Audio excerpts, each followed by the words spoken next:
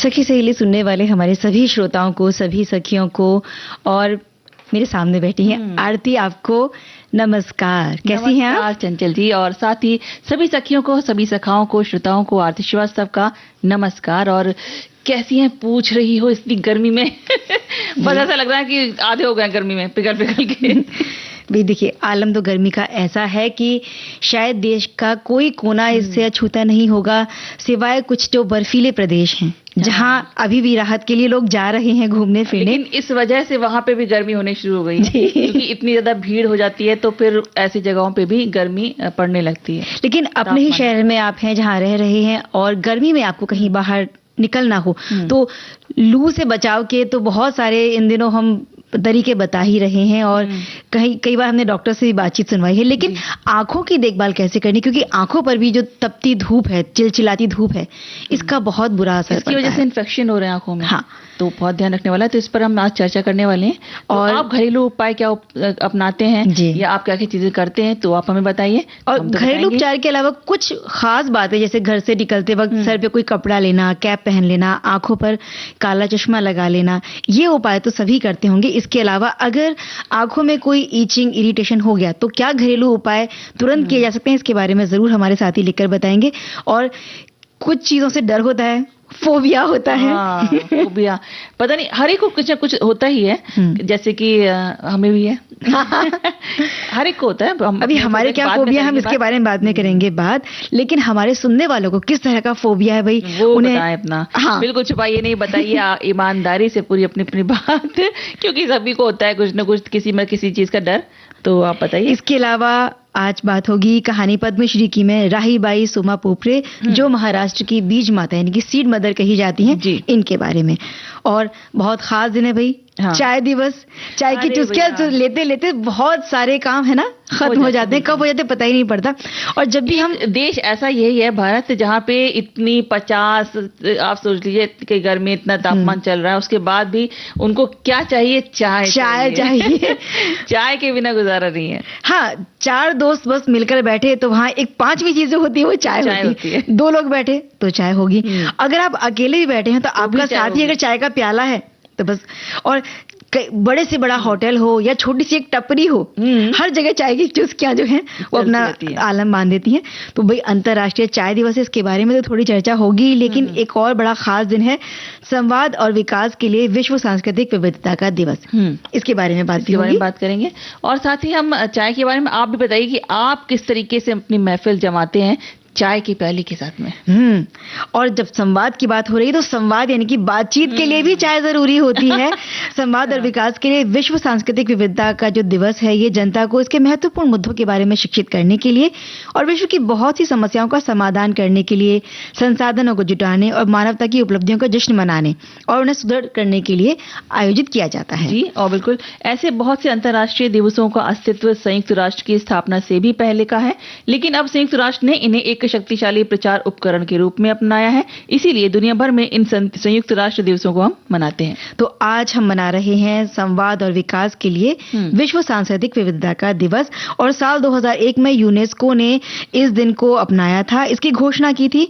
और इसके बाद संयुक्त राष्ट्र महासभा ने दिसंबर 2002 में इसका प्रस्ताव रखा और हर साल 21 मई को इसे मनाने की आधिकारिक शुरुआत की गई फिर। जी, और इसका मुख्य उद्देश्य है दुनिया की संस्कृतियों को समृद्धि का जश्न मनाना और शांति बनाए रखना और सतत विकास को बढ़ावा देना, ताकि सभी अलग अलग समाजों के बीच आपसी संवाद को प्रोत्साहन मिल सके। बिल्कुल, ये दिन दुनिया भर की विभिन्न भाषाओं, परंपराओं, कलाओं, जीवन शैलियों को सम्मान देने और उनका जश्न मनाने के लिए होता है। और इस दिन शांति और विकास संवाद को बढ़ावा देकर दुनिया भर में संघर्षों को कम करने और संवाद को बढ़ावा देकर दुनिया भर में जो विकास के लक्ष्य हैं, संस्कृति की क्षमता है, उसको उजागर किया जाता है। जी हाँ, और अभी समय हो रहा है, इतना हम लोगों ने इतनी बातें करी, तो एक अच्छा सा प्यारा सा गीत सुन लिया जाए।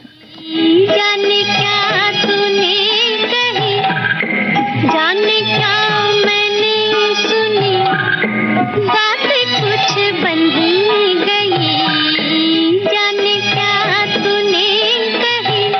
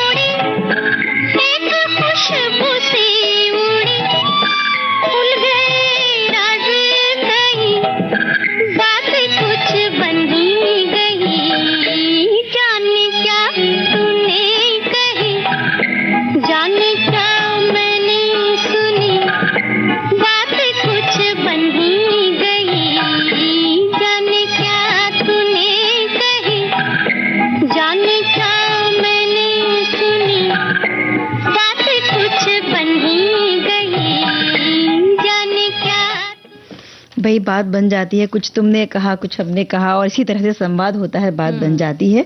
और आगे बात को हम बढ़ा रहे हैं राहीबाई सोमा पोपरे की बात के साथ में, जिन्हें महाराष्ट्र की सीड मदर या बीज माता कहा जाता है और सह्याद्री पर्वतमाला के बीचों बीच महाराष्ट्र के अहिल्यानगर जिले में, जिसे पहले अहमदनगर नाम से हम जाना करते थे, वहीं पर स्थित कोंभालने की ढलानों पर पर्वत श्रृंखला के भीतर गहराई में बसे स्थान पर महिलाएं भरी दोपहर में भी एक साथ मिलकर काम करती हैं। थोड़ी ही दूरी पर राहीबाई सोमा पोपरे का अपना यहाँ पर बीज भंडारण है। राहीबाई महाराष्ट्र के अहमदनगर जिले के अकोले आदिवासी ब्लॉक के कुंभले गांव में रहा करती थी। मूल रूप से महादेव कोली आदिवासी समुदाय से वो ताल्लुक रखने वाली उनका राहीबाई का जन्म एक बहुत ही निर्धन परिवार में हुआ, जिसमें उनके 5 भाई बहन थे। उनका जन्म एक किसान परिवार में हुआ था और आर्थिक हालात ठीक नहीं होने के कारण वो पढ़ाई भी नहीं कर सकी। उनका अधिकांश बचपन अपने माता पिता के साथ खेती बाड़ी करते हुए बीता और जब वो सिर्फ 12 साल की ही तभी उनका विवाह हो गया था और उसी गांव के समुदाय के एक किसान थे जिनके साथ उनका विवाह हुआ। शादी के बाद उन्होंने अपने पति के साथ खेती का काम जारी रखा और समय के साथ साथ विभिन्न फसलों की खेती में सराहनीय दक्षता भी उन्होंने हासिल कर ली। बिल्कुल। और जिस तरह से आपने बताया कि महज 12 साल की उम्र में राहीबाई का विवाह हो गया था उनका, तो वो उसी गांव के समुदाय के किसान थे और शादी के बाद भी उन्होंने अपने पति के साथ खेती जारी रखी और समय के साथ साथ विभिन्न फसलों की खेती में सराहनीय दक्षता हासिल कर ली थी उन्होंने। और शिक्षा से वंचित होने के बावजूद राहीबाई का दिमाग बहुत तेज था और उनकी दृष्टि पैनी थी। खेती करते करते उन्हें एक समय ये एहसास हुआ कि रासायनिक उर्वरकों के प्रयोग से फसलों का उत्पादन तो बढ़ता है, लेकिन खेती की लागत भी साथ साथ बढ़ती जाती है। इसके अलावा रासायनिक उर्वरकों से उगाई गई जो फसलें होती हैं, उनका सेवन स्वास्थ्य के लिए बहुत हानिकारक होता है। और जब राहीबाई अपनी बीज बैंक के दरवाजे को खोलती हैं, जहां वो बीज इकट्ठे करती हैं, जमा करती हैं, तो अंदर जो होती है वो गौरैया रहती है। क्या बात है। तो वो गौरैया उड़ती है तो राहीबाई कहती है कि पक्षियाला कलता काय खायच आणि काय नहीं, मनसाला एकता ज्ञान आसुन पण त्याला हे समझते नहीं।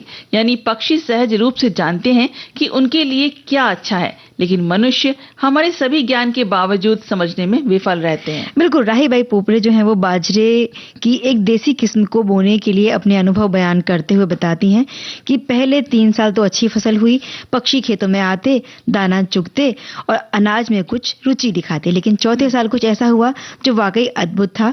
पंछियों के झुंड खेतों में उतरे और पूरी फसल चट कर गए। और हैरानी की बात यह थी कि इन्होंने अपने आसपास के बाजरे के खेतों में, जिनमें आधुनिक हाइब्रिड अनाज बोए गए थे, बिल्कुल उनको छुआ भी नहीं। पक्षियों की पसंद बिल्कुल साफ थी कि उन्हें बाजरा पसंद नहीं था जो कि सख्त हो, कड़वा हो और कम पौष्टिक हो। और दूसरी तरफ जो देसी बीजों से उगाई गई फसल थी स्वाभाविक रूप से बहुत मीठी थी, मुलायम थी, पंछियों को भी वही मन भाई। बिल्कुल। और वो याद कर, क्योंकि पक्षी जो होते हैं वो उनको एहसास होता है कि कौन सी हम किस तरीके की जो फसल है वो किस तरह से उगाई जा रही, मिलावटी बीजों से उगाई गई है या असली देसी बीजों से उगाई गई है। तो याद करते हैं कि हम अनाज को हथेलियों में मसल कर ताजा ही खा लेते थे। इसी के साथ उन्होंने धीरे से एक बर्तन उठाया और बीज बैंक में राख में संरक्षित वॉल या घेवड़ा कहते हैं इसको, के बीजों का एक मुट्ठी भर हिस्सा निकाला और कहती हैं कि वो ये सिर्फ बीज नहीं है, ये वो कहती हैं पीढ़ियों की विरासत है जो आने वाली पीढ़ियों के लिए सुरक्षित रखी गई है। अपनी सूझबूझ और ज्ञान का उपयोग करते हुए उन्होंने खेत पर तालाब और एक पारंपरिक जलकुंड बनाए। पहले अनुत्पादक समझे जाने वाली 2 एकड़ भूमि अच्छी उपज देने लगी और उस पर उगने वाली सब्जियों से उन्हें आय भी होने लगी। इसके अलावा उन्होंने महाराष्ट्र ग्रामीण प्रौद्योगिकी हस्तांतरण संस्थान में वहां से उन्होंने मुर्गी पालन में सहायता प्राप्त की और उसके बाद उन्होंने एक नर्सरी भी विकसित की और समय के साथ साथ पैदावार पारंपरिक पैदावार से 30% तक अधिक होने लगी। अपने अनुभव के आधार पर वो विश्वास पूर्वक कह सकती हैं कि देशी फसल की किस्में जो होती हैं न केवल सूखा और रोग प्रतिरोधी होती हैं, बल्कि पोषक तत्वों से भरपूर हैं और मिट्टी की उर्वरता को भी बनाए रखती हैं, क्योंकि उन्हें रासायनिक उर्वरकों और अत्यधिक पानी की जरूरत नहीं होती है। और देशी किस्मों को बचाने की आवश्यकता को पहचानते हुए राहीबाई ने कई तिलहनों के अलावा चावल की 15 किस्मों, अरहर की 9 किस्मों और सब्जियों की 60 किस्मों सहित कई देसी फसलों का संरक्षण किया है। उन्होंने समुदाय को सलाह दी कि कृषि रसायनों से दूर रहिए। राहीबाई कहती हैं, हाइब्रिड फसलों से बने भोजन का सेवन करने के बाद ग्रामीण अक्सर बीमार पड़ रहे थे। बिल्कुल, और अपनी सीखी हुई सारी बातों को सफलतापूर्वक लागू करने के बाद राहीबाई अब किसानों और छात्रों को बीज कैसे चुनना चाहिए या मिट्टी की उर्वरकता को किस तरह बढ़ाना चाहिए, इसकी तकनीक और कीट प्रबंधन, इन सभी चीजों का प्रशिक्षण वो देती हैं। वो किसान को देसी फसल उगाने के लिए पौधे उपलब्ध करवाती हैं और उन्हें देसी किस्मों की खेती अपनाने के लिए प्रोत्साहन भी देती हैं। उन्होंने देसी बीजों के संरक्षण के लिए कलसूबाई परिसर बियानी संवर्धन समिति इस नाम से एक स्वयं सहायता समूह का गठन किया है। उनके अथक प्रयासों के लिए उन्हें बाभलेश्वर स्थित कृषि ज्ञान विज्ञान केंद्र द्वारा सर्वश्रेष्ठ बीज रक्षक पुरस्कार से सम्मानित किया गया और साल 2014-2015 में उन्हें BIF का सर्वश्रेष्ठ किसान सम्मान भी प्राप्त हुआ। जी बिल्कुल। और वैज्ञानिक और औद्योगिक अनुसंधान परिषद के पूर्व महानिदेशक ने उन्हें बीज माता की उपाधि दी थी। वो BBC की 100 महिलाएं 2018 की सूची में शामिल 3 भारतीयों में से एक हैं। उन्हें भारत सरकार के महिला एवं बाल विकास मंत्रालय द्वारा स्थापित नारी शक्ति पुरस्कार 2018 से सम्मानित किया गया। उन्होंने एक बीज बैंक भी बनाया है और किसानों को इस शर्त पर उन्होंने वहां बीज दिए जाते हैं कि उधार लिए गए बीजों को दुगनी मात्रा में वो लौटा देंगे, यानी कि किसी तरह का ब्याज नहीं देना है, ब्याज के रूप में आपको दुगना बीज दे देना है। तो ये बड़ी अच्छी बात है। और राहीबाई को धान, हायसिंथ बीन, बाजरा, दालें और तिलहन सहित 17 अलग-अलग फसलों की 48 स्वदेशी किस्मों के संरक्षण और संवर्धन के लिए गौरव प्राप्त है। बिल्कुल। और हजारों किसानों और महिलाओं के लिए प्रेरणा का स्रोत रही राहीबाई को 2020 में प्रतिष्ठित पद्मश्री पुरस्कार से सम्मानित किया गया। और अब सुनते हैं एक बड़ा प्यारा सा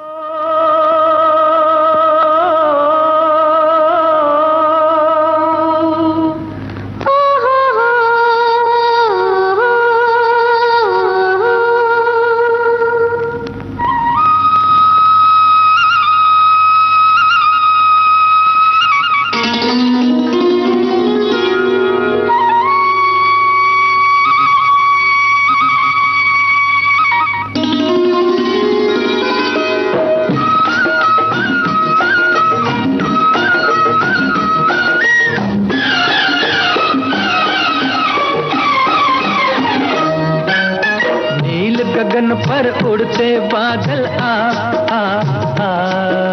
धूप में जलता खेत हमारा कर दे तू छाया। छुपे हुए हो चंचल पंछी जा जा जा, देख अभी है कच्चा दाना पक जाए तो खा। नील गगन पर उड़ते बादल धूप में जलता खेत हमारा कर दे तू छाया। छुपे हुए हो चंचल पंछी जा जा जा, देख अभी है कच्चा दाना पक जाए तो खा।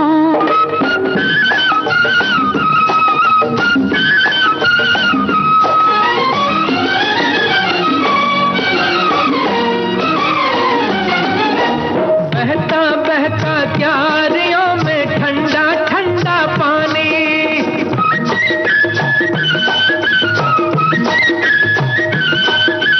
बहता बहता क्यारियों में ठंडा ठंडा पानी। झूम न ले कहीं पाँव तेरे ओ खेतों की रानी। झूम के मेले पाँव मेरे वो भी होगा मेरा, मैं हूँ खेतों की दासी तू खेतों का राजा। नील गगन पर उड़ते बादल धूप में जलता खेत हमारा कर दे तू छाया।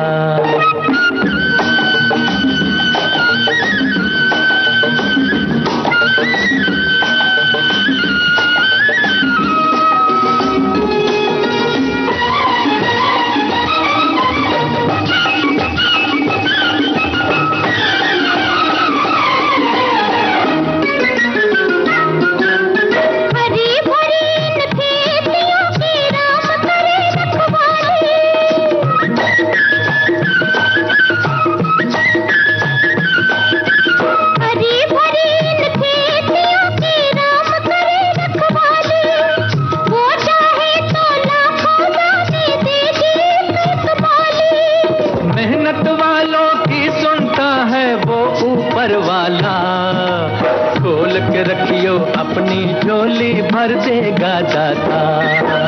छुपे हुए हो चंचल पंछी, जा जा जा, देख अभी है कच्चा दाना, पक जाए तो खा।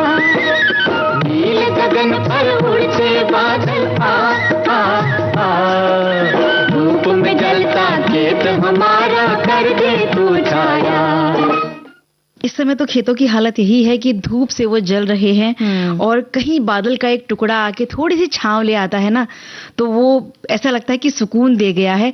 और इन दिनों बहुत सारी नजरें बस निहार रही हैं कि वो काले बादल का कोई टुकड़ा है जो बरस जाए। हालांकि बारिश आने में थोड़ा सा भी समय बाकी है, लेकिन अगर अभी हमें सुकून चाहिए तो गर्मी में भी एक गर्म चाय की प्याली अगर मिल जाए ना, तो बस ऐसा लगता है कि अगर चाय ना मिले ना तो ऐसा लगता है कि सर में दर्द अपने आप ही महसूस होने लगता है। मतलब ये सोच है हमारी, असल में ऐसा नहीं हो रहा होता, लेकिन अपने दिमाग को ऐसे सोचने में मजबूर, चाय नहीं पिए इसीलिए सर में दर्द हो रहा है, चाय नहीं पिए इसीलिए कुछ काम सही नहीं हो रहा है। कुछ लोगों को आदत होती है काम करते समय बीच बीच में एक टी ब्रेक लेने की, थोड़े थोड़े अंतराल पे अगर उन्हें चाय ना मिले तो सच में उनका सर दर्द होने लगता है। और चाय दुनिया के सबसे पुराने पेय पदार्थों में से एक है। आरती, हमारे सुनने वाले भी इस बात को जानते होंगे, पानी के बाद दुनिया में सबसे ज्यादा सेवन किया जाने वाला कोई पेय पदार्थ अगर है तो वो है चाय। और दुनिया भर में एक बात बड़ी सामान्य सी मानी जाती है, और हिंदुस्तानियों की तो चाय पीने की आदत जो है ना वो वर्ल्ड फेमस है। अगर आप किसी के घर गए चंचल जी, अगर आप कहीं किसी के घर में जाते हैं तो अगर उसने पानी दे दिया, कोल्ड ड्रिंक दे दिया, आपको खाने को सब कुछ दिया, लेकिन आप घर के उसने मुझे चाय नहीं पिलाई, चाय नहीं पिलाई तो आपको शिकायत हो जाएगी। भाई कुछ लोग कहते हैं कि एक लत होती है, लेकिन कुछ कहते हैं ये जिंदगी की खुराक है। लेकिन बता दें कि मेहमान नवाजी का भी प्रतीक मानी जाती है चाय, और अपना इसका एक खास दिन भी आता है। जी हाँ, बिल्कुल, हम बात कर रहे हैं 21 मई की, आज के दिन की, जिसे अंतर्राष्ट्रीय चाय दिवस यानी इंटरनेशनल टी डे के बारे के नाम से भी हम जानते हैं। और इस दिन चाय दुनिया भर में सुर्खियों में रहती है, और सभी चाय प्रेमी अपना पसंदीदा पेय चाय उसका जश्न मनाने के लिए एक साथ इकट्ठे होते हैं। दुनिया भर के बहुत सारे समुदाय हैं जहां चाय का गहरा सांस्कृतिक और सामाजिक महत्व भी है। ये एक बहुत व्यापक रूप से सेवन किया जाने वाला पेय पदार्थ है। आतिथ्य, परंपरा, सामाजिक जुड़ाव, इन सब का प्रतीक भी हम इसे मानते हैं। और चाय पर जो शोध किए जाते हैं ना, वो भी बहुत हैं। जो बताते हैं कि भाई करीब हर सेकंड में 25,000 कप लोग चाय पी लेते हैं, यानी कि अगर पूरे दिन में अगर इसे हम जोड़ें तो 1 अरग से भी ज्यादा चाय एक दिन में पी जाती हैं। सच में बहुत ज्यादा। और पौराणिक कथाएं हैं ना, वो बताती हैं कि चीन के सम्राट शेन हांग ने चाय की खोज तब की जब एक बार एक पेड़ से कुछ पत्तियां उड़कर उनके उबलते हुए पानी में गिर गईं, और जब उन्होंने उस उबलते हुए पानी को पिया तो वो जो गर्म पेय था ये उन्हें बहुत ही पसंद आया, और तब से बस चाय का जो है इजाद हो गया, ऐसा कहा जाता है। और चंचल जी, ऐसा है ना कि एक प्याली चाय अगर दोस्तों के साथ हो तो क्या होता है, तो मतलब ऐसा समय बनता है ना कि बस लगता है कि अब ये समय जो है वो खत्म ना हो, बस चलता चला जाए। जहां लगता है कि हम सिर्फ 10 मिनट 5 मिनट के लिए मिले हैं ना, वो 10 मिनट कब आपके 1 घंटे में बदल जाएंगे ना। और वो चाय की चुस्कियां चलती रहती हैं, चलो एक बार और हो जाए एक प्याली और हो जाए। तो एक प्याली चाय अगर अपनों के साथ हो तो घर मुस्कुराहटों से भर जाता है। बिल्कुल सही कहा। और एक प्याली चाय अगर रिश्तेदारों के साथ हो तो सारी मुश्किलें, सारी परेशानी, जिससे समस्याएं, लड़ाई झगड़े, सब का हल निकल आता है वहीं बैठे बैठे। और जो एक प्याली चाय ऑफिस की टेबल पर मिल जाए, या जैसे मिल जाए अगर समय बात करते करते, तो हमारी जो बातें वो और स्वादिष्ट हो जाती हैं। और फाइलें, अगर हम काम कर रहे हैं फाइलों पे, तो फाइलें निपट जाती है फटाफट। और जब पुराने दोस्त मिलते हैं उनके सामने अगर एक चाय की प्याली हो तो पुराना जितना समय साथ गुजारा हुआ है उसे हम एक बार फिर से जी भर के जी लेते हैं।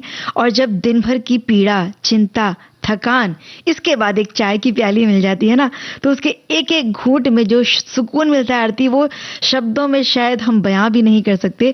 और चाय अभी से नहीं, सदियों से बहुत तरह तरह के स्वाद से और भीनी भीनी सुगंध से हम सबका मन लुभाती रहती है। बिल्कुल। और इसके अलावा बहुत से शोध कहते हैं कि चाय बनाने और पीने, खाली पीने नहीं, बनाने और पीने की प्रक्रिया मन को शांत करती है, तनाव कम करती है और आराम पाने में सहायक होती है। और भारतीय संस्कृति में चाय महज एक पेय नहीं है, बल्कि एक एहसास, ताजगी का प्रतीक है, सामाजिक मेल जोल का सबसे लोकप्रिय माध्यम भी है। और इतना ही नहीं, चाय में एंटीऑक्सीडेंट भी होते हैं जो तनाव कम करने और शरीर को ऊर्जा देने में मदद करते हैं। भाई चाय की बातें हम करते रहेंगे, लेकिन चाय के अलावा सुकून गीतों में भी होता है, तो एक गीत भी सुन लेते हैं।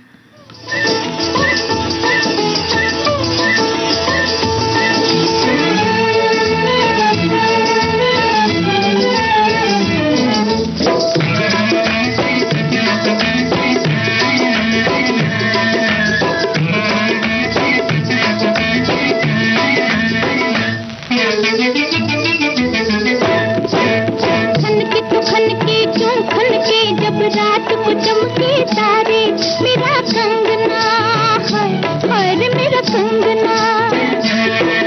अरे समझो तो समझो, यूं समझो ये हमको करे इशारे, तेरा कंगना है रे तेरा कंगना।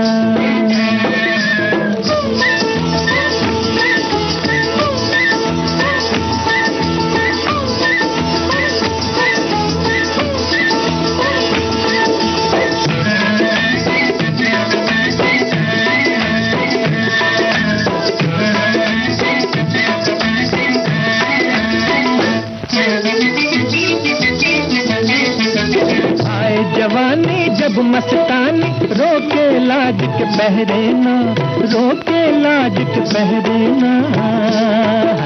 घूंघट का पट खुल खुल जाए, सर पे आंचल ठहरे ना, सर पे आंचल ठहरे ना।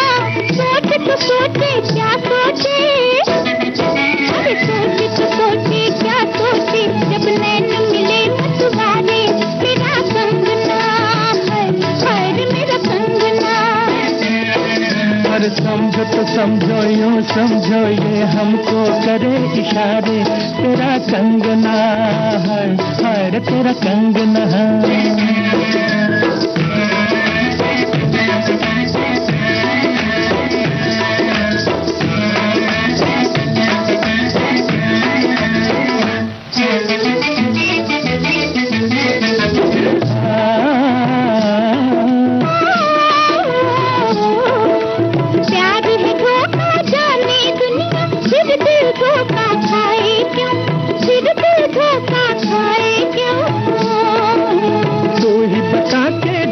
के हमको नजर तेरी शर्माए क्यों, नजर तेरी शर्माए क्यों।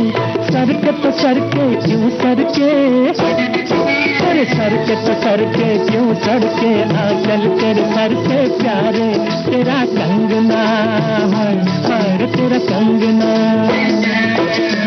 खनके तो खनके क्यों खनके, जब रात को चमके तारे, मेरा कंगना है मेरा कंगना। तिरी तार ला लीला लीला, तिरी तार ला होए है, तिरी तार ला लीला लीला, तिरी तार ला होए होए, तिरी तार ला लीला लीला, तिरी तार ला। भाई हम भी चाय जरूर पियेंगे कार्यक्रम खत्म होने के बाद में। बिल्कुल, पीते ही हमेशा। हाँ हाँ। और आज अंतर्राष्ट्रीय चाय दिवस है, और फिर हम बैठकर चाय लेकर थोड़ी बहुत गपशप ना करें, बातें ना करें, तो भाई उस चाय को कितना तौहीन हो जाएगी। सम्मान करना जरूरी है भाई। और अंतर्राष्ट्रीय चाय दिवस जो है, ये चाय की सांस्कृतिक विरासत, स्वास्थ्य लाभ और आर्थिक महत्व के बारे में जागरूकता फैलाने के बारे में है, उसके अवसर बताने के बारे में है। साथ ही इसके उत्पादन को खेत से लेकर प्याले तक टिकाऊ बनाने की दिशा में काम करने का भी एक दिन है, ताकि लोग संस्कृतियां और पर्यावरण और इसके आने वाले लाभ के बारे में पीढ़ियों तक लोगों को पता लगे। खेत से लेकर कब तक कुशल, पारदर्शी और टिकाऊ मूल्य श्रृंखलाएं और लोगों और पर्यावरण दोनों के लिए सुनिश्चित करने के लिए ये चीजें महत्वपूर्ण हैं। जी, और अभी कुछ साल पहले तक दुनिया भर में 15 दिसंबर को अंतर्राष्ट्रीय चाय दिवस मनाया जाता था, पर अब ये 21 मई को मनाया जाने लगा है। अब आप भी सोच रहे होंगे कि आखिर माजरा क्या है, बदला क्यों हो गया आखिर? तो हम आपको बता देते हैं कि इसके पीछे भारत की अहम भूमिका, मतलब इसके पीछे भारत का हाथ है। ये तो हम कहेंगे, चाय की बात और भारत की बात ना, ऐसा कैसे होगा? इसमें तो हम भारत का हाथ कहेंगे, क्योंकि भारत ने ही चाय को उसका हक दिलाया है। दरअसल दुनिया दुनिया भर में चाय उत्पादक देश 15 दिसंबर को ही अंतर्राष्ट्रीय चाय दिवस मनाते रहे हैं, क्योंकि तब तक इसे संयुक्त राष्ट्र की ओर से मान्यता नहीं दी गई थी। लेकिन हाँ, इसे लेकर भारत ने एक बड़ी पहल की।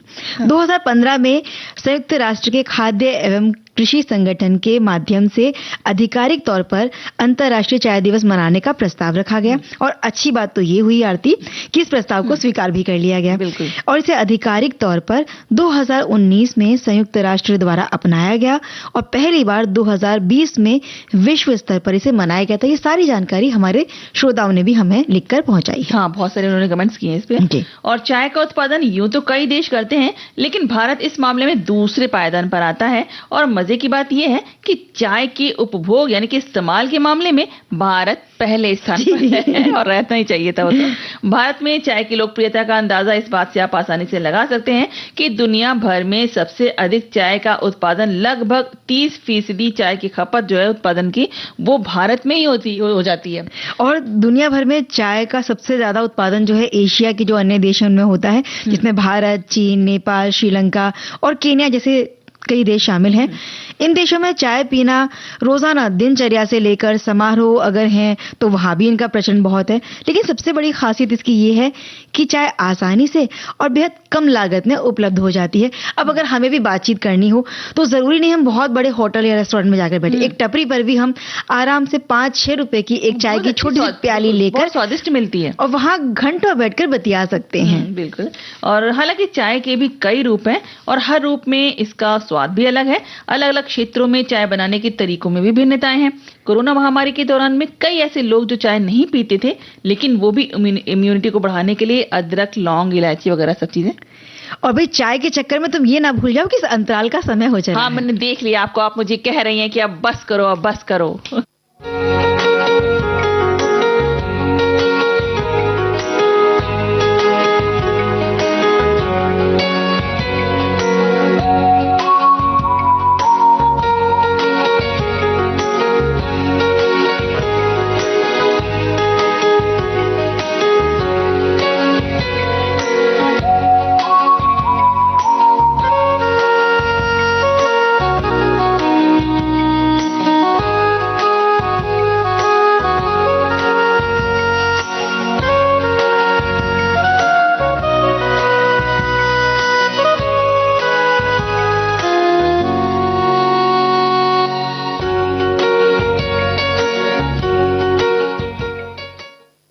विविध भारती पर इस समय कार्यक्रम चल रहा है सखी सहेली, और आपके साथ हाजिर हैं हम सखियां, मैं चंचल वर्मा और मैं आरती श्रीवास्तव। और भाई हम बात कर रहे थे ना अदरक, लौंग, इलायची वाली अंदाज की। कहा था आरती अंतराल का समय हो गया, चाय टी टाइम हो गया है। हाँ, तो अब समय है एक प्यारा सा कमेंट पढ़ने का। हमारे श्रोता लिखते हैं कि चाय एक तृप्त करने वाला पेय है जो भोजन के बीच भूख को नियंत्रित करने में मदद करता है। ये हृदय के स्वास्थ्य का भी ख्याल रखता है। चाय के जो मसाले हैं उन्हें चाय के साथ मिला देने से पॉलीफेनॉल का अच्छा स्रोत मिलता है, जो रक्त में वसा का स्तर नियंत्रित करता है और धमनियों में जमाव को रोक देता है। बिल्कुल, बस एक बात का ध्यान रखिए कि खाना खाने के तुरंत बाद चाय मत पीजिए, और चाय पीने से पहले आप एक गिलास पानी पी लेंगे तो जो अगर थोड़ा बहुत आपको लगता है कि हाँ चाय एसिडिटी कर रही है तो वो चीज नहीं होगी। अब हम श्रोता का अपने कमेंट ले रहे हैं, तो हमारे श्रोता जो लिखते हैं कि सिर्फ आज ही के दिन क्यों, हम तो चाय दिवस हर दिन, हर सुबह शाम मनाते आए हैं और मनाते रहेंगे। चाय पीते आए हैं और पीते रहेंगे। सखी सहेली प्रोग्राम खत्म होने के बाद आज की चाय हमारी ओर से आप सभी को पिलाई जाएगी। जो चाय से करते हैं प्यार, वो इस आमंत्रण से कैसे करें इनकार। इस बात पर गुजराती मुहावरा चाय चा बाकी बीजा पीना वगड़ा नवा। क्या बात है, क्या बात। और जैसे तुम बता रही थी ना, बहुत सारे जो फ्लेवर डाले जाते हैं, स्वाद डाले जाते हैं, जिसमें अदरक, लौंग, दालचीनी, काली मिर्च, तो बहुत सारे लोग इसे इम्यूनिटी बूस्टर झिंगा टी कहते हैं, कुछ मसाला टी कहते हैं। लेकिन जो थोड़ा स्वास्थ्य की तरफ ज्यादा ध्यान देने वाले लोग हैं वो दूध वाली चाय ना पी के ब्लैक टी या ग्रीन टी, हरी चाय जिसे कहते हैं, उसे पीना पसंद करते हैं। लेकिन भारत में अधिकांश लोगों की जो पसंद है वो दूध वाली चाय ही होती है, और कड़क चाय जिसे हम कहते हैं ना, वो पीना पसंद करते हैं। आप चाहते हैं कि चाय जैसे हमें लगती है दूध वाली, बहुत ज्यादा दूध मत डालिए उसमें। अगर आपने एक छोटा चम्मच दूध भी डाला ना तो भी चलेगा, तो भी आपको वो नुकसान नहीं करेगी। बहुत ज्यादा दूध डालने से थोड़ा सा एसिडिटी का परेशानी कर देती है, तो आप इस तरह से बना के पी सकते हैं। भाई चाय तो चाय है। और एक हमारे श्रोता है जो कहते हैं कि 1 कप चाय का महफिलें जमा देता है और कई मसले जो है वो सुलझा देता है। और हाँ, मेरे जैसे चाय के दीवाने पति से 1 कप अदरक इलायची वाली चाय से धर्मपत्नी की कई फरमाइशें भी पूरी करा देता है। इस साल इंटरनेशनल टी डे का विषय है चाय की उपयोगिता बनाए रखना। मुबारक हो सबको अंतर्राष्ट्रीय चाय दिवस। मैं तो सिर्फ चाय का दीवाना दीवाना दीवाना। मतलब इनकी वाइफ जो है वो इनसे सब अपने जो चीजें हैं कि भाई साड़ी लानी है, ये काम करना है, वो काम करना है, वो करवा लेती है। चाय के प्याले पे ही करवा लिए जाते हैं। 1 कप चाय मिल जाने पे। अगले श्रोता का कहना है कि चाय हमें धैर्य सिखाती है, धीरे धीरे उबालना, खुशबू फैलाना, फिर दिल को सुकून देना। शायद इसीलिए कहा जाता है चाय सिर्फ एक पेय पदार्थ नहीं बल्कि एक भावना है। एक और बड़ा अच्छा सा संदेश है जिस पे लिखा गया है, सुनो तुम ना बड़े गजब हो, बिल्कुल चाय की तरह मेरी तलब हो। सांवला है रंग, थोड़ा कड़क मिजाज है, मेरी खुशियों की चाबी बस चाय का प्याला है। ओहो, क्या बात है भाई। लिखने का अंदाज ही बड़ा प्यारा है इनका। एक और हमारे श्रोता है जो लिखते हैं कि अंतर्राष्ट्रीय चाय दिवस पर बशीर बद्र का मतलब एक जो शायर है उनका एक बेहतरीन शेर है कि हंस पड़ी शाम की उदास फजा, इस तरह चाय की प्याली हंसी। सच ही तो है कि चाय की एक प्याली से उदास शाम भी हंस पड़ती है। चाय तो प्रेम है, लेकिन इन दिनों वजन ज्यादा होने की वजह से चाय पीना हमने छोड़ दिया है। सारा दोष भयंकर पड़ रही गर्मी पर डाल दिया है। तो वही चलिए गर्मी में सुकून देते हैं, राहत देते हैं एक प्यारे से गीत के साथ।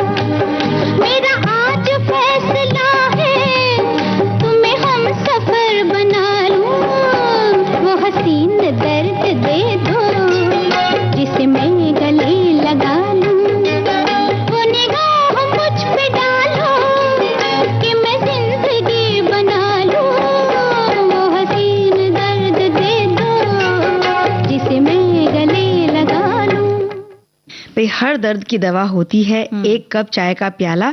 और हमारे साथी क्या लिख रहे हैं कि सुबह की शुरुआत हो या दोस्तों की महफिल, चाय भारतीय जीवन शैली का सबसे पसंदीदा हिस्सा बन चुकी है। हर घूंट ताजगी और स्वाद का एहसास कराती है। बिल्कुल। और हमारे श्रोता जो लिखते हैं कि अभी भी हम चाय पीते पीते ही मैसेज लिख रहे हैं, मीठे नीम, पुदीना और तुलसी पत्ती वाली चाय बनाती श्रीमती जी ने आप दोनों बहनों को 2 कप चाय भेजी है। हमने बहुत टेस्टी और शरीर के फायदेमंद ये जो चाय है वो भयंकर गर्मी में वो भेजी है उन्होंने। बहुत बहुत आपका धन्यवाद जो इतनी गर्मी में हमारे लिए चाय बनाती है। हमारे श्रोता साथी लिखते हैं कि हर घूंट में घुला अपनेपन का प्यार, चाय की खुशबू से महके हर घर द्वार, थकी हुई सुबह को देती नई मुस्कान, चाय दिवस पर सभी को मेरा स्नेहिल नमस्कार। तो आपको भी नमस्कार और आपको भी चाय दिवस की बहुत सारी शुभकामनाएं। बिल्कुल। और एक हमारे जो श्रोता हैं जो लिखते हैं कि हमारे घर में, मेरे घर में सुबह की जो पहली चाय होती है वो मैं ही बनाता हूँ और इस बहाने मेरी वाइफ को सब्जी बनाने का थोड़ा सा और टाइम मिल जाता है और हेल्प हो जाती है। और धीरे से पढ़ना उन्होंने कहा है, मीठी मीठी बातें और शरारतें भी हो जाती हैं। अरे क्या बात है। हमारे श्रोता लिखते हैं कि सर्दियों की सुबह रजाई में पैर सिकोड़ कर सोया हुआ बचपन और कोयले के लाल अंगारों पर केतली से उड़ती सुगंधित चाय की नींद को तोड़ती हुई सीधे पेट में पहुंच जाती और बिना कुछ सोचे समझे चीनी मिट्टी की प्लेट के साथ वाला कप और उसके साथ घी के बने हुए नमकीन कुरकुरे पराठे के साथ सर्दियों की सुबह की शुरुआत होती थी। और हमारे लिए बचपन की जो चाय और पराठे की दुनिया थी, ये सबसे लजीज पेय हुआ करते थे। चाय सिर्फ एक चाय नहीं बल्कि हमारे समाज में सम्मान सूचक भी। बिल्कुल सही बात है, सर्दियों में अगर चाय का प्याला मिले तो बात ही क्या है, इस गर्मी में कोई चाय नहीं छोड़ता। बिल्कुल।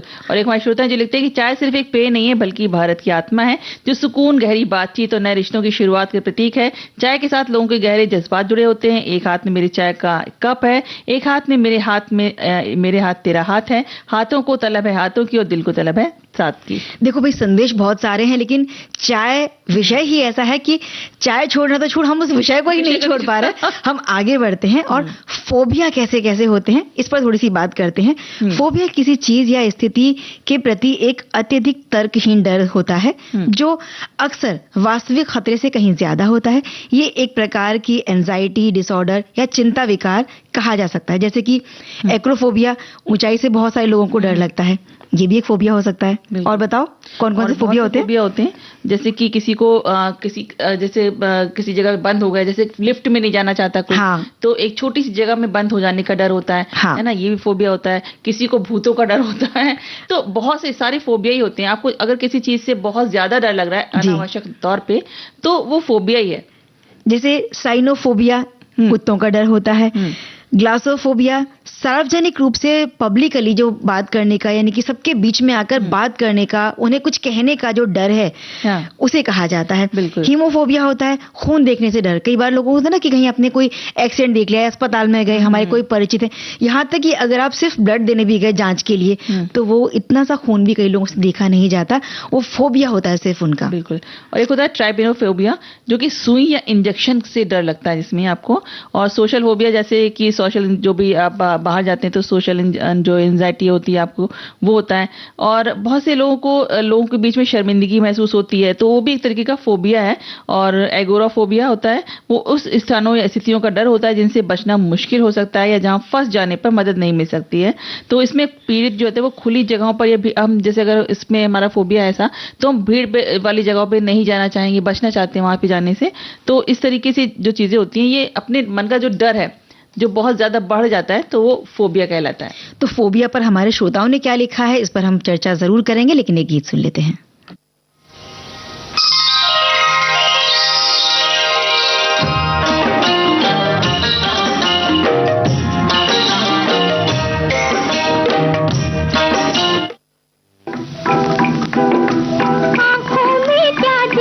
पहला बादल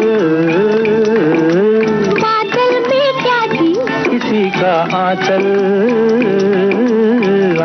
में क्या जी, अजब सी हलचल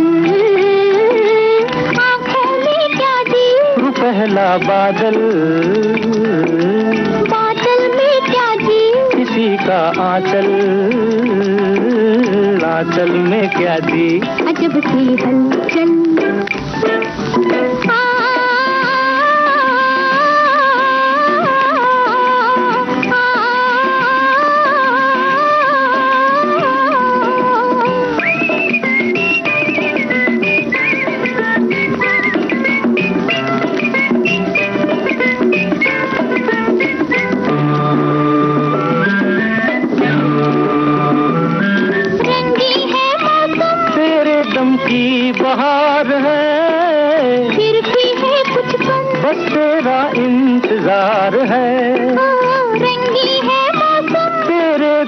की बहार है, फिर भी है कुछ कम, बस तेरा इंतजार है। देखने में भोले हो पर हो बड़े चंचल, हाँ चल में क्या दी अजब सी हलचल, आँखों में क्या दी पहला बादल, बादल में क्या दी किसी का आंचल, आंचल में क्या दी अजब सी हलचल।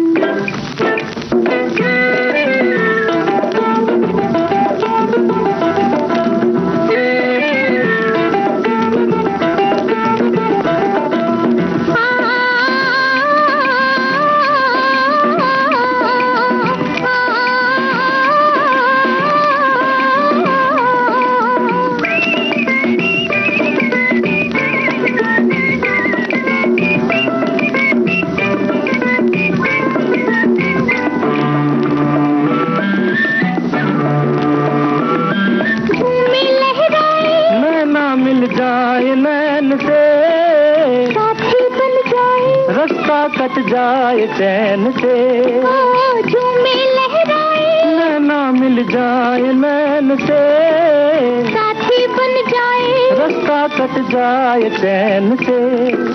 देखने में भोली हो पर हो बड़ी चंचल, आंचल में क्या दी अजब सी हलचल, आँखों में क्या दी पहला बादल,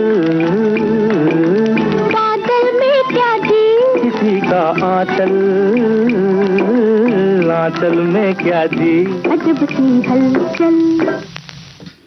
भी देखो, हमारे श्रोता लिखते हैं कि फोबिया एक ऐसा डर होता है जो सामान्य डर से बहुत ज्यादा होता है। किसी चीज, जगह, जानवर या किसी परिस्थिति को देखकर मन में घबराहट होने लगती है। जब हम अपने आप को असुरक्षित महसूस करते हैं तब डरते भी हैं। फोबिया अक्सर पुराने बुरे अनुभव, तनाव या मन में चिंता के कारण हो सकता है, लेकिन इसका इलाज भी संभव है।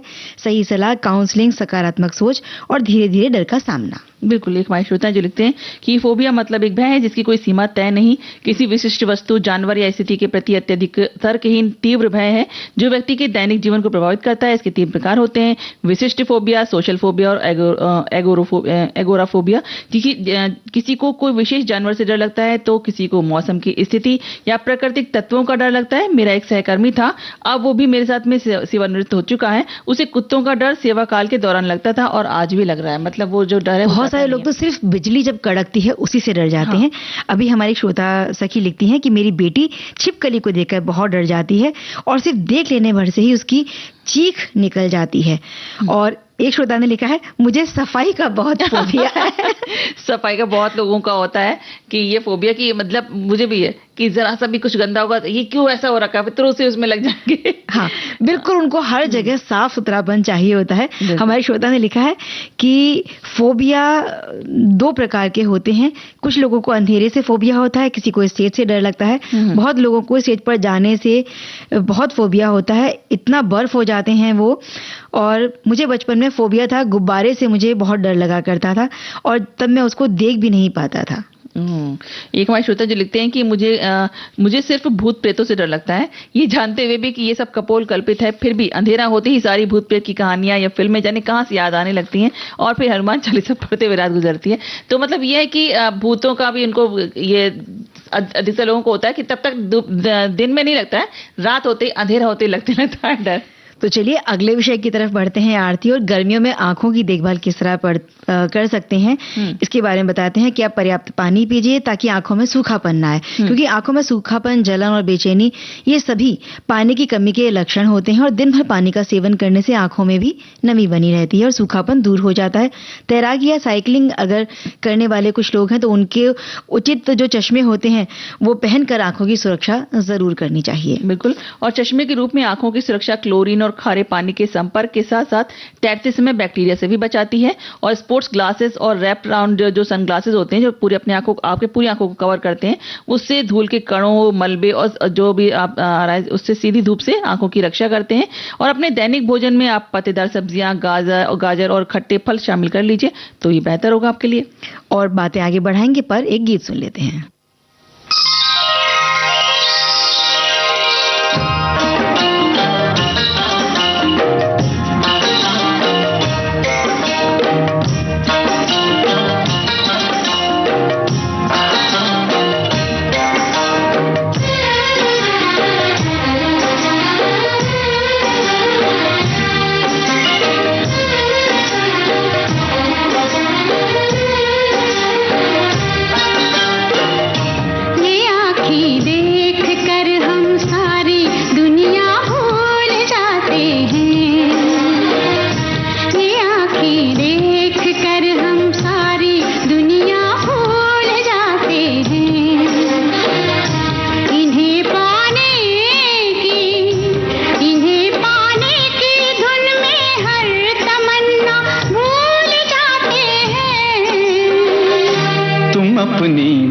महकी महकी जुल्फ के पेचों को कम कर दो,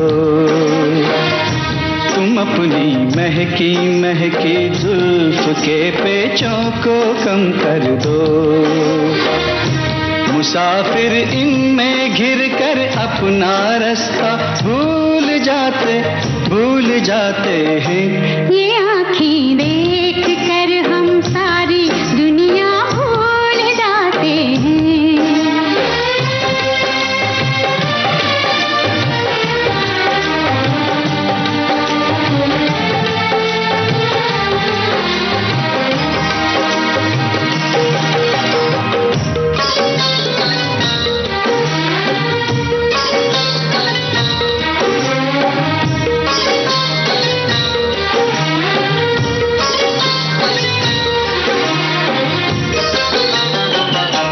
ये बाहें जब हमें अपनी पनाहों में बुलाती हैं, ये बाहें जब हमें अपनी पनाहों में बुलाती हैं, हमें अपनी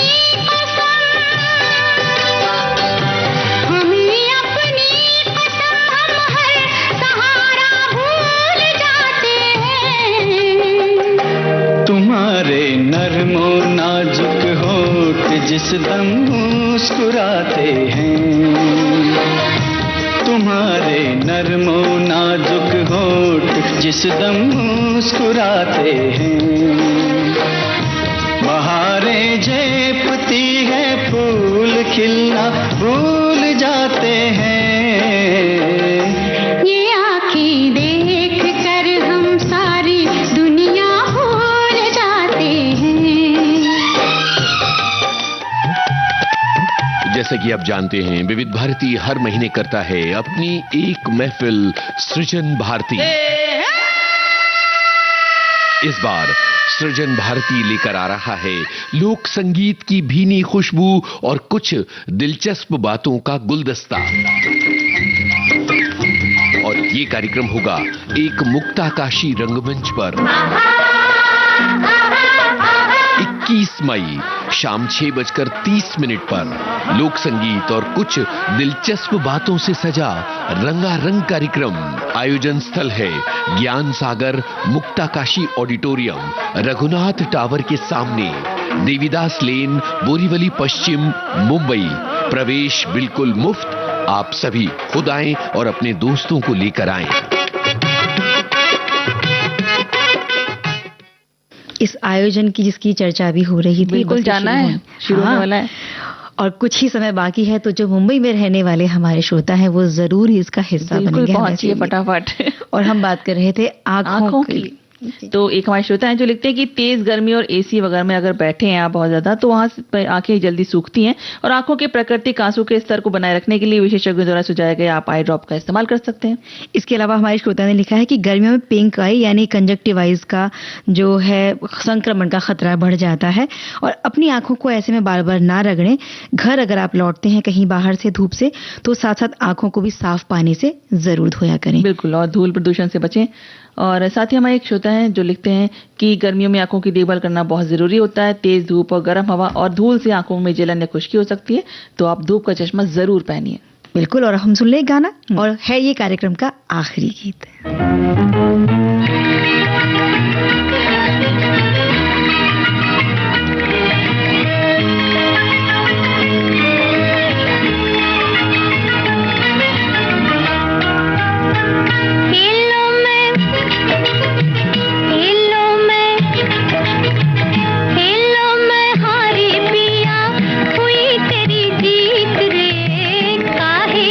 झगड़ा बालम नई नई प्रीत रे।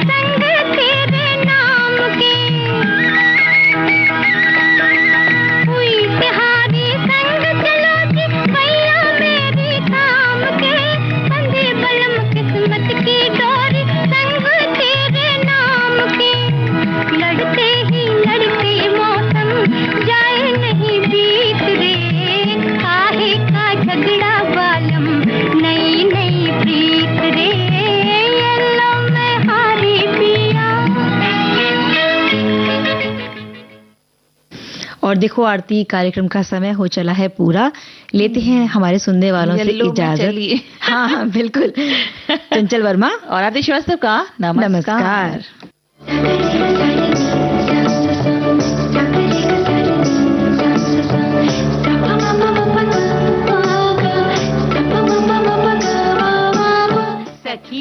सखी सहेली कार्यक्रम की प्रस्तुत करता है अनुश्री पाठक।